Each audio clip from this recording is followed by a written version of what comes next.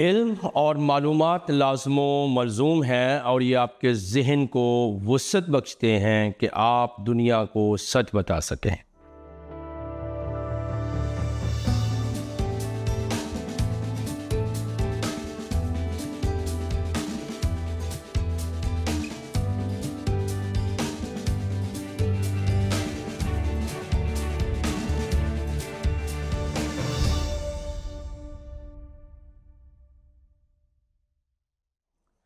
मैं हूं आपका मेज़बान पास्टर सदीक पॉल नाजरीन, और आप सबों की खिदमत में मेरा सलाम पहुंचे अपने प्रोग्राम दोस्ती का हाथ भाई सदीक के साथ। और वंस अगेन हम अपने आज के प्रोग्राम का आगाज़ हस्ब साबिक उस दुआए खैर के साथ करते हैं जो कि हमेशा हमारे लबों पे रहती है कि खुदा ताला की ज़ात क़ुद्दूस आपको और आपके अहल खाना को हमेशा सलामत रखे, कायम रखे और आबाद रखे, आमीन। नाज़रीन, बहुत ही अहम तरीन मौजू के ऊपर पिछले हफ्ते हमने गुफ्तगू की, हयात मोहम्मद यानी लाइफ ऑफ मोहम्मद, पैगम्बर इस्लाम की ज़िंदगी के मुतल्लिक़। और ये हम अपनी तरफ से नहीं बल्कि ये एक किताब है जिसका नाम हयात मोहम्मद है और मोहम्मद हुसैन हैकल ने इसको लिखा है, उसी से हम गुफ्तगू कर रहे हैं। क्योंकि हमने पिछले हफ्ते अर्ज़ किया था कि मुसलमान बहन भाइयों के यहाँ जनाब मोहम्मद और पैगम्बर इस्लाम की ज़िंदगी पर गुफ्तगू करना आसान नहीं बल्कि बड़ा जो है वो सेंसिटिव होता है। इसलिए हमने अपनी तरफ से कुछ ऐड नहीं किया बल्कि हम वही बातें कर रहे हैं जो इसमें लिखी हैं। तो वो कहते हैं कि बुतान अरब और पैगम्बर इस्लाम, अब वो एक नया चैप्टर बांध रहे हैं। उसमें लिखा है कि अरब में खुदाबंदान महसूस यानी बुतों की इतनी किस्में थीं जिनका जो है वो अंदाज़ा मुहाल है। यानी अरबस्तान के अंदर, अरब के अंदर बुत परस्ती थी और बहुत ज़्यादा अक़साम थी। और कहते हैं कि पैगम्बर इस्लाम ने उन बुतों को अपने हाथ से भी तोड़ा, लेकिन इब्तिदा में नहीं, वो बात की बात है, और अपने सहाब को भी उनके तोड़ने का हुक्म दिया, यानी उन्हें जहाँ भी देखें। और फिर वो कहते हैं कि और भी वहाँ पे हकायात मशहूर थीं और तज़किरे थे कि अरब के अंदर जो बुत परस्ती का रवाज है उसकी वजह से बहुत ज़्यादा सनम कदे भी मौजूद थे। और वो कहते हैं कि था क्या, वो कहते हैं हर एक कबीले का बुत जुदा जुदा था और उनके 3 मुख्तलिफ रूप होते थे। सनम इंसान की शक्ल पर लकड़ी या दाँत से बने हुए, फिर कहते हैं कि वसन इंसान की शक्ल पर पत्थर से तराशे हुए, और फिर नसब बग़ैर तजसीम पत्थर के टुकड़े, अगर ये पत्थर की किस्म से हैं या उसमें कोई और तबई नुदरत है तो उसके बुतान मबूद भी यमन के तराशे हुए मुजस्मे कारीगरी और हैरत अंगेज जो है वो तरीके से उन बुतों को जो है वो तराशते थे। और हिजाज और नजद के मुकाबले में यमन का तमद्दन अरूज पर होने की वजह से वहाँ सनत भी बेमिसल थी। अफसोस ये है कि जिन किताबों में अरब के बुतों की हकायत मिलती हैं वो पूरी तरह उनके खदोखाल के बयान से कासर हैं। तो यूँ कहते हैं कि एक हबल नाम का बुत था मासवाए, जो अकीक से इंसानी शक्ल में तराश कर काबा में रखा हुआ था, और एक मरतबा उसका हाथ टूट गया था उस बुत का। अरबों की हालत बयान कर रहे हैं। तो कुरैश से मकान उसे सोने की तारों से जोड़ दिया, और हबल जो है अरब के बकिया तमाम बुतों से मंजिलत में भी बाला समझा जाता था। दूर व नज़दीक हर तरह से और हर तरफ से और मकाम से लोग उसकी ज़ियारत के लिए आते और बंदगी के लिए जुमला रसूम उसके हजूर में अदा करते थे। और कहते ये हैं कि जी हबल के सिवा कोई और छूते माबूद भी जो बुतों की सूरत में जलवागर थे, ठीक है, अछूते और छोटे माबूद जो थे ये बुत घरों में भी नस्ब थे। दस्तूर ये था कि घर से बाहर निकले वक्त और बाहर से घर में दाखिल होते वक्त उनको जो है सलाम और उनकी पूजा पाठ की जाती थी, और सफ़र में जाना होता तो इल्तिजा की जाती थी, और फिर उन्हें भी उठाकर हमरा लेकर जाते थे ताकि ये बुत काबा के अंदर या मक्का में रखे हुए थे। ये ऐसे बुत थे जो अरब के दूसरे शहरों और खाना बदोशों कबाइल और उनके दीगर लोगों के साथ मंसूब किए जाते थे कि ये बुत वहाँ है। अब आपको गुफ्तगू के अंदर और गहराई में ले चलते हैं और कहते हैं कि मक्का मुअज़्ज़मा और फिर काबतुल्लाह और कुरैश, यानी तीन चीज़ें, सिटी और मक्का और फिर काबा और कुरैश क्या थे। तो उनके मतलब कहते हैं कि हज़रत जो इस्माईल हैं उनके साथ उनका वो ताल्लुक़ जोड़ते हैं। फिर हज़रत हाजरा का ज़िक्र करते हैं और फिर वो कहते हैं कि ज़बी कौन थे, हज़रत इस्माईल थे या जनाब इसहाक़। इस मसला में मुसलमानों और यहूद की रवायात मुख्तलिफ हैं, वो कहते हैं, और दोनों में इख्तलाफ है कि इस्माईल और इसहाक़ में पहलौठा कौन है। फ़रीक़ीन इसमें भी मुत्तफ़िक़ नहीं कि जिस कुर्बान गाह पर यह मामला पेश आया वो हजाज़ में है या फ़लस्तीन में। यहूदी मुअर्रिख़ीन जो हैं हज़रत इसहाक़ को ज़बी करार देते हैं, मगर इस बहस में जो है वो इस किताब में मुमकिन नहीं कि कर सकें। इतना नागुज़ीर है कि शेख अब्दुल वहाब अन-नज्जार ने अपनी तारीफ़ क़ससुल अंबिया में जनाब इस्माईल को ज़बी गर्दाना है और उनकी दलील तौरात के उस नस पर मबनी है कि वो इकलौते बेटे थे। और फिर कहते हैं कि इस रवायत के मुताबिक ज़बी का मिस्ताक इस्माईल को करार दिया जाएगा, मगर कुर्बानगाह और कदीम और फ़िदिया दोनों का मुकाम हजाज तस्लीम करना पड़ेगा। अब कहते हैं अगर ये मान लिया जाए तो जो कुर्बानगाह थी फिर और फ़िदिया का जो तस्वर है वो दोनों का मुकाम जो है वो हजाज यानी अरब तस्लीम करना पड़ेगा। और अगर हज़रत इसहाक़ को ज़बी तस्लीम कर लिया जाए तो कुर्बानगाह और फ़िदिया का जो जगह है वो फ़लस्तीन करार पाएगी, क्योंकि इसहाक़ का हिजाज जाना साबित नहीं है। इस असूल के मुताबिक अगर कुर्बानगाह और फ़िदिया का महल को तस्लीम कर लिया जाए तो भी हज़रत इस्माईल को ज़बी करार देना पड़ेगा। लेकिन कुरान मजीद इस हकायत में ज़बी का नाम नहीं लेता है। जनाब सुन लीजिए कि उसने अपनी अकीदत के मुताबिक कह दिया, लेकिन वो कहते कुरान मजीद तो नाम नहीं लेता। इसलिए मुसलमान भी हज़रत इस्माईल और इसहाक़ में ज़बी की तयन में मुख्तलिफ हैं और ये बहुत ही बड़ा मसला है। फ़लसफ़ा कुर्बानी के नाम से हमारे कई एक लेक्चर हैं, वो आप ज़रूर देख सकते हैं ज़िंदगी TV.com के ऊपर। तो याद रखिए कि ये जो बातें हैं वो बयान कर रहे हैं कि ये वहाँ का मक्का मुअज़्ज़मा, काबतुल्लाह और कुरैश जो थे वो वहाँ आते हैं और उनका ज़िक्र वो बयान करते हैं कि ये कौन थे। ठीक है जी। इसी तौर से हम जब और थोड़ा सा आगे बढ़ेंगे तो फिर वो दीगर कई पैगम्बरों का ज़िक्र करते हैं, उनकी औलादों का ज़िक्र करते हैं, हज़रत इब्राहीम और अरब का भी ज़िक्र करते हैं कि क्या मामला था वहाँ पर और किस तरह से। अब वो कहते हैं कि तमीर मक्का की इब्तिदा, जैसा कि शुरू में मज़कूर है, बाज़ का ये ख्याल है कि कस्सी की तवल्लियत से कबल काबा के गिरदोनवा में कोई बसावट ना थी। अब कस्सी जो है वो कुरैश के कबाइल में से हैं और फिर वो बयान करते हैं कि उनकी पैदाइश से पहले तक कोई बसने का वहाँ नहीं था और बनु जरम और बनु खज़ाया दोनों कबीलों के एतकाद में काबा के करीब जो है वो बेअदबी समझा जाता था कोई आकर बसे, जिसकी बिना पर वो शब को काबा के हरम से हटकर जो है वो दूर जाया करते थे। तो कहते हैं कि इस तरह से जो है वो था। अब कसी के बाद उसकी नियाबत किसको दी गई, यानी कसी जो है उनके बाद जो है वो किसको काबा की दी गई। कसी के फ़र्जंदान में अब्दुद्दार सबसे बड़े और अब्द मनाफ उनसे छोटे फ़र्जंद थे, लेकिन कबीले और दूसरे ख़ानदानों में अब्द मनाफ का वक़ार ज़्यादा था। तो फिर वो कहते हैं कि ये नियाबत का दौर हुआ और इसके बाद वो कहते हैं कि हाशिम बिन मुनाफ का ज़िक्र करते हैं और फिर यूँ बहुत ही आगे चलते चलते वो मुख्तलिफ जो कबाइल थे वहाँ के और फिर उनका ज़िक्र करते हैं।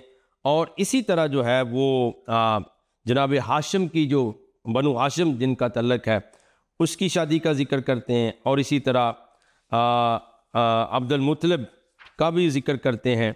और यूँ अब्दुल मुत्तलिब के बाद जो है वो एक वो बात को बयान करते हैं सीरत के तौर पर और अरब की सीरत और बैतुल्लाह की मंजिलत को बयान करते हैं।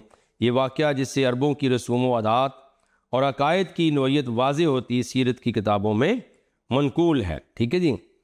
तो एक मुसलमान औरत ने नज़र मानी कि अगर मेरी फ़लाँ मुराद पूरी हो जाए तो मैं अपना लखते जिगर अल्लाह की राह में कुर्बान कर दूंगी। जब उस औरत की मुराद पूरी हुई, वो हज़रत अब्दुल्ला बिन उमर के पास हाज़िर हुई और माजरा अर्ज़ किया तो उन्होंने फरमाया इस नज़र में कोई चीज़ काबिल अमल नहीं। तो ये इस्लाम से पहले का दस्तूर था कि अपने बेटों के लिए मन्नतें मानना और फिर उनको कुर्बान कर देना। तो ये एक मुसलमान औरत ने मानी थी कि अगर मुराद पूरी हो जाए तो मैं अपने बेटे को कुर्बान कर दूंगी। बट हज़रत उमर ने कहा कि ऐसा नहीं, मगर बीबी इस पर मुतमन्ना हुई और हज़रत इब्ने अब्बास से इस्तीफ़ा यानी जो है वो फतवा लेने की जो है वो कोशिश की गई और उसने पूछा गया। उन्होंने फरमाया कि जिस तरह जाहिलियत में अब्दुल्ला बिन अब्दुल मुत्तलिब का फ़िदिया 100 जो है वो ऊँट थे, वैसे ही तो उस ज़माना में मदीना मुनव्वरा में मरवान की हुकूमत थी। मरवान ने यह फतवा सुनकर कहा जिस नज़र में मासियत का पहलू हो उसकी तकमील नाजायज़ है, यानी गुनाह जिसमें हो। तो खैर ये वो कहते हैं कि ये मामला थे क्योंकि अब्दुल मुत्तलिब और फिर उनकी कुरा अंदाज़ी का जो मकसद था कि उन्होंने भी कुरा डाला था और फिर ऊँटों की एक मन्नत उन्होंने मानी थी, ये वो सारा कुछ बयान कर रहे हैं। और फिर अबरा का भी जिक्र करते हैं कि अबरा को वहाँ आना पड़ा और उसने खाने काबे पे हमला कर दिया था। तो यहाँ पर जो है अब वो कहते हैं कि बेसिकली अहद वलादत और आपका जो बचपन है वो कैसा था। तो वो कहते हैं कि अब्दुल्ला बिन अब्दुल मुत्तलिब जो है मक्का पर अबरा जो है उसने हबशी ने चढ़ाई की और वहाँ पर जो है वो जो उसने तबाही मचाई। और फिर वो कहते हैं कि होता क्या है कि यहाँ पर एक रोज़ जनाब अब्दुल मुत्तलिब अपने नूर नज़र, यानी हज़रत अब्दुल मुत्तलिब कौन है, जनाब पैगम्बर इस्लाम के दादा, और उनके बेटे का नाम क्या था, अब्दुल्ला। और अब्दुल्ला वालिद हैं, फ़ादर हैं जनाब मोहम्मद के। कहते हैं अपने बच्चे को लेकर साथ लेकर बनु ज़ोहरा के यहाँ तशरीफ़ ले गए और वहाँ से उनकी साहबजादी आमना का अब्दुल्ला से निकाह पढ़ा दिया। अब वो खुतबा कहते हैं कर दिया और फिर वहाब का इंतकाल हो चुका था। अब्दुल मुत्तलिब ने ये दरख्वास्त जो है वो की और यूं जो है वो शादी होती है। जिस रोज़ अब्दुल्ला की रस्म मुकम्मल हुई उसी रोज़ अब्दुल मुत्तलिब ने जनाब आमना की फूफी अहाला शिकत कर लिया और जिस सन में जनाब पैगम्बर इस्लाम की पैदाइश हुई उसी साल में बीबी अहाला के बतन से भी फर्जंद हुआ। उनका नाम हमज़ा है जिसको सैयदुश्शुहदा बोला जाता है। और फिर वो पैगम्बर इस्लाम के जो है वो चचा भी बनते हैं। और इसके बाद और वो कहते हैं कि रज़ाई भाई भी हैं किसी तरीके से जिन्होंने एक तरह का दूध पिया हो। इसके कुछ अर्सा बाद जनाब अब्दुल्ला तिजारत के लिए शाम की तरफ तशरीफ़ ले जाते हैं और उस वक्त तक जो बीबी आमना है जनाब पैगम्बर इस्लाम की वालदा ग्रामी वो जो है वो उस वक्त तक जो है वो नखले उम्मीद बार आवर हो चुका था और जनाब अब्दुल्ला भी सफ़र में ये बशारत अपने हमरा ले गए। तो यानी आपकी जनाब पैगम्बर इस्लाम की पैदाइश होने वाली थी।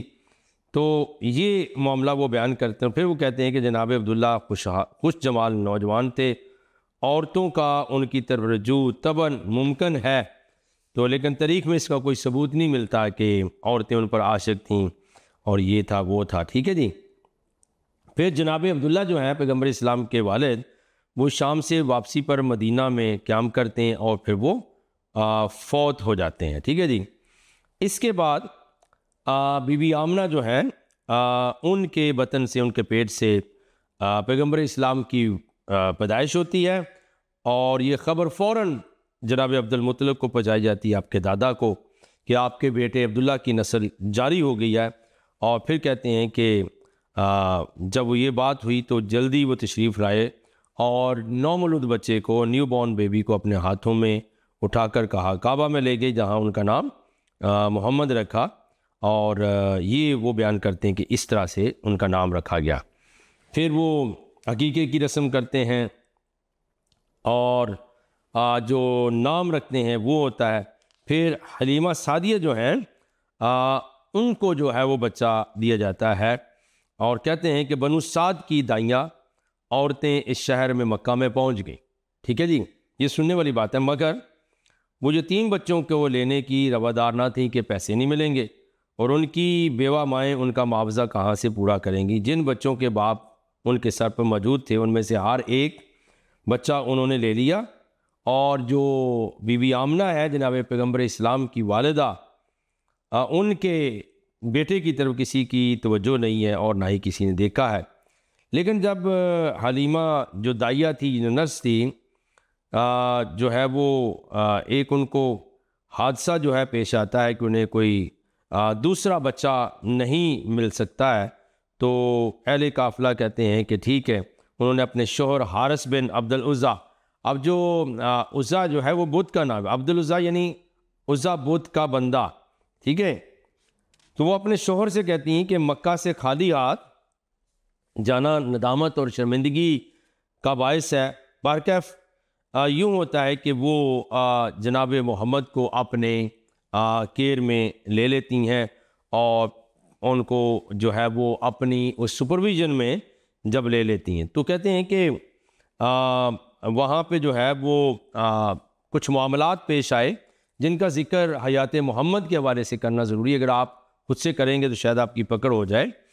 तो कहते हैं कि एक वाक़या वहाँ हुआ।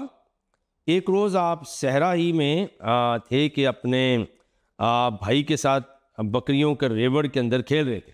यानी जनाब मोहम्मद एक दिन हलीमा उनको ले लेती हैं और वो बकरियों के रेवड़ में खेल रहे हैं।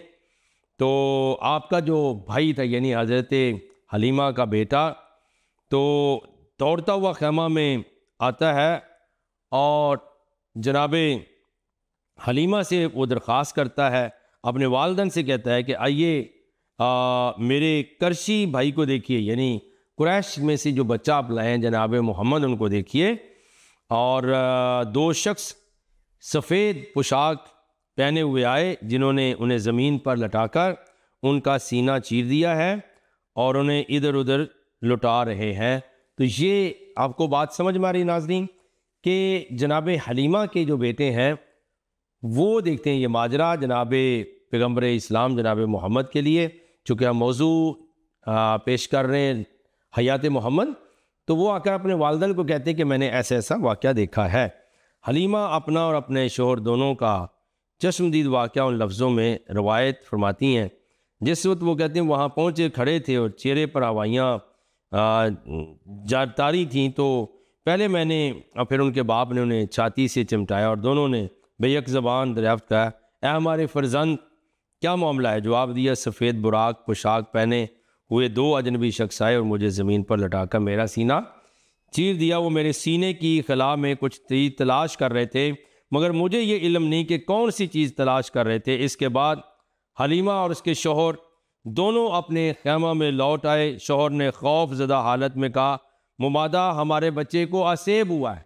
ये हयात मोहम्मद में आप याद रखिए कि उनका जो शक हुआ वो कहते हैं कि हमारे बच्चे को असेब हो गया जनाब मोहम्मद को, यानी कोई जिन वगैरह है, बदरू है, कोई ईवल स्पिरिट है जो इसके साथ कोई मामला इस तरह से पेश आया है। तो वो डर जाते हैं। वो कहते हैं कि ये मामला जो है वो क्या हुआ है और किस तरह से इस बच्चे के ऊपर जो है वो मामला खौफ का तारी हो जाता है। और फिर कहते हैं कि और वो आपको सीधे आपकी वालदा आमना के पास ले आते हैं और ये रवायत इब्ने इसहाक ने भी बयान की है, मगर वो ख़ुद उसकी तहलील में फरमाते हैं कि आपका मक्का मुअज़्ज़मा में ले जाना तो साबित है, लेकिन शक सदर यानी सीने का चीरा जाना किसी वजह से नहीं है। बल्कि हलीमा ने जनाब आमना से अर्ज़ किया, बीबी अब हमारे लिए साहबजादा को अपने पास रखने में बड़ी दुश्वारी हो गई है, क्योंकि वो डर गए थे। हकीकत ये है, और इस रोज़ हबशा के नसारा का एक काफ़िला हमारे खैमों के करीब से गुजरा, तो साहबजादा को देखकर सब ने अपने अपने ऊँटों की मुहारें खींच लीं। साहबजादा की तरफ नहायत गौर से देखने के बाद कई सवाल मुझसे भी किए। आखिर में मुझसे कहा, हमें इस बच्चे को अपने मुल्क में ले जाने की इजाज़त दीजिए। इस बच्चे की ज़ात के साथ एक अजीम शान जो है वो ताकत है और हमें शाम इसको जो है वो ले जाने की जो अपने मुल्क में जो है वो इजाज़त दी जाए। तो ये मामला प्यारे नाज़रीन बहुत सारे रावियों ने बयान किया है, लेकिन इसके अंदर मुसलमानों का अपना इख्तलाफ है कि क्या ऐसा वाक़या जनाब मोहम्मद के साथ बचपन में हलीमा सादिया के घर में पेश आया था या नहीं आया था। तो खैर ये इस्लाम का अपना मामला है। फिर वो कहते हैं कि दूसरी बार भी जो है वो इस तरह के मामलात पेश आए, और फिर वो कहते हैं कि अल्टीमेटली जो है वो बिल्कुल बहुत परेशान हो जाते हैं। वो कहते हैं कि बाज़ जो दलील देते हैं लोग कहते हैं ये रूहानी मामला थे, और उनका जो मसला था वो कह रहे हैं कि ये गोया कोई असेब और इस तरह की जो है मामलात हैं। फिर कहते हैं कि उन दूध पिलाने या इब्तदाई केयर करने के बाद जो है बनी साद में 5 साल बसर करने के बाद हलीमा आपको जनाब आमना के हवाले करने के लिए मक्का में जाती हैं। तो रास्ते में एक मकाम पर आकर आप गुम हो जाते हैं और हलीमा चारों तरफ दौड़ी फिरती है जबकि कहीं सुराग नहीं मिलता। तो मक्का आकर अब्दुल मुत्तलिब को इतला देती हैं अपने दादा को। उन्होंने कई शख्स भिजवाए और वर्का बिन नौफल आपको तलाश करके अब्दुल मुत्तलिब के पास ले। अब ये बहुत गहरी दिलचस्पी की बात है कि पहली बात है कि हलीमा और उनके शौहर का शक ये था कि आपको असेबज़दा है, को बदरू गिरफ्ता हो गए, और फिर याद रखिए दोबारा गुम हो जाते हैं तो उनको कौन ढूंढ के लाता है? वर्का बिन नौफल। और ये वही वर्का बिन नौफल है, आगे चल के यकीनन इनका जिक्र आएगा कि जब इस्लाम के मुताबिक पहली वही का आगाज़ होता है तो जनाब पैगम्बर इस्लाम को हम आइंदा आने वाले प्रोग्राम में पेश करेंगे, ये बात शेयर करेंगे आपके साथ कि उनको कोई पता नहीं था मैं नबी होने वाला हूँ, बल्कि आपकी बीबी हज़रत खुदीजा जो है वो आपको वर्का बिन नौफल के पास लेकर जाती हैं। तो जनाब हज़रत अब्दुल मुत्तलिब ने जो है वो तरबियत अपने ज़िम्मे ले ली और फिर जो है कहा कि ये मेरे साथ रहेंगे और उनको सिखाना शुरू कर दिया। फिर आप यतीमी के अंदर से गुजरते हैं और फाइनली जो है आपकी वालदा की फिर डेथ हो जाती है और जनाब आमना इस दुनिया से चली जाती हैं और आप जो है वो तन्हा हो जाते हैं। अब क्या होता है कि हज़रत अब्दुल मुत्तलिब जो है वो आपकी कफ़ालत कर रहे हैं और उन्होंने अपना हाथ जनाब मोहम्मद के ऊपर रखा और तरबियत करते हैं, ठीक है जी। और फिर आप कहते हैं कि होता क्या है कि उनमें जो हज़रत अब्दुल मुत्तलिब के जो फ़र्जंद थे, उनके बेटे थे, उनमें अबू तालिब थे जो हज़रत अली के वालिद हैं, सब भाइयों में छोटे। फिर हारिस थे, फिर अब्बास जो थे वो साहिब सरबत थे, ठीक है। तो कहते हैं कि अबू तालिब ने गुर्बत के बावजूद कुरैश में इज़्ज़त व एहतराम की उस बरकत को हासिल किया, नज़र को हासिल किया, मकाम को हासिल किया। और फिर कहते हैं कि अबू तालिब ने थोड़ी सी मुद्दत में देख लिया कि जहानत, शराफत और हुस्न है आपके ऊपर। तो कहते हैं कि अबू तालिब ने तिजारत की गर्ज से शाम का इरादा कर लिया और सफ़र की जो दुश्वारियाँ थीं, ठीक है जी, वो आपको यानी पैगम्बर इस्लाम को साथ ले जाना मुनासिब ना समझा। और फिर 12 साल तो आपकी उम्र थी। बाहर जब ये मामलात आते हैं, ठीक है जी। लेकिन वो कहते हैं कि वहाँ जो है वो सफ़र शाम में जो है वो एक मसीही राहिब होते हैं, प्रीस्ट होते हैं, बुहेरा, उनसे मुलाकात होती है। और बसरा में राहब जो है मसूफ़ ने देखते ही कहा कि सैयदना मसीह के आने के बाद की निशानियाँ जो हैं इसके अंदर पाई जाती हैं। और राहब जो है बुहेरा ने अबू तालिब से इसरार किया कि आप इन्हें शाम में ना फिराइए, मुबादा यहूदी इनके अंदर नबूवत की अलामत देखकर इनको मार देंगे। लेकिन प्यारे अजीज़ों बात यह है कि बुहेरा राहिब, क्योंकि यह हम हयात मोहम्मद का मुतालिक, अगर बुहेरा राहिब मसीही था और इसने इतनी बड़ी जलाल की निशानियों को देखा था, कमालात को देखा था, तो कहीं नहीं मिलता कि वो मुसलमान हुआ हो। वो लोगों को तो बता रहा है लेकिन वो खुद से कभी मुसलमान नहीं हुआ है, ठीक है जी। इसी तरह फिर वो कहते हैं कि जनाब पैगम्बर इस्लाम जो थे वो कुछ मसीही उलमा के खुतबात को भी सुना करते थे, अरब के जो शायर हैं उनको भी सुनते थे। तो वो कहते हैं कि इन सारे तिजारत के बाज़ारों में यहूद व नसारा के उलमा भी अपने मसलक की तबलीग करते। उन खुतबों में बुत परस्ती की मजम्मत और तौरात व इंजील की तालीम पर ज़ोर दिया जाता था। अब ये बात सुनने वाली है, हयात मोहम्मद का टॉपिक है, लेकिन वो कहते हैं कि ये खुतबात जो हैं वो मसीही और यहूदी उलमा देते थे और उनमें वो क्या बयान करते थे, उनमें बुत परस्ती के ख़िलाफ़ बयान करते थे, तौरात और इंजील की तालीम पर ज़ोर दिया जाता था। तो पैगम्बर इस्लाम ये खुतबे बड़े गौर से सुनते, जिनसे बुत परस्ती की कबाहत के मुकाबला में उनकी तालीम आपको गनीमत नज़र आती। फिर वो कहते हैं कि उनकी वो मुनादी को सुनते थे, लेकिन हयात मोहम्मद का मुसन्नफ़ कहता है कि वो मुतमन नज़र नहीं आए। लेकिन ये होता है कि अल्टीमेटली वो अरब के उन तमाम रसूमात के अंदर जहाँ अहले किताब यहूद व नसारा की फसीह खतीबों के वाज तज़कीर से सामे आशना हुए, यानी ये नहीं कि उन्होंने सुना नहीं, बल्कि उन्होंने यहूदी और मसीही उलमा के खुतबात को सुना है। जनाबे पैगम्बर इस्लाम ने इब्तिदा में और उनसे मुतासर भी थे और उनके साथ उनका रुझान भी बढ़ता जाता था। ठीक है जी। तो ये मामला जब वो बयान करते हैं तो वो कहते हैं कि इस तरह से रफ्ता रफ्ता जो है आपकी ज़िंदगी के अयाम में इजाफ़ा होता जा रहा है और आप सीखते चले जा रहे हैं। और कहते हैं कि हर्बुल फुजार जो 4 साल जारी रही, ये जंग का जिक्र है। पूरे साल में चंद रोज़ तक ये शोले भड़कते और शाम और साले तमाम के बकिया अयाम में मक्का के रहने वाले तिजारत और सूदी कारोबार में लगे रहते।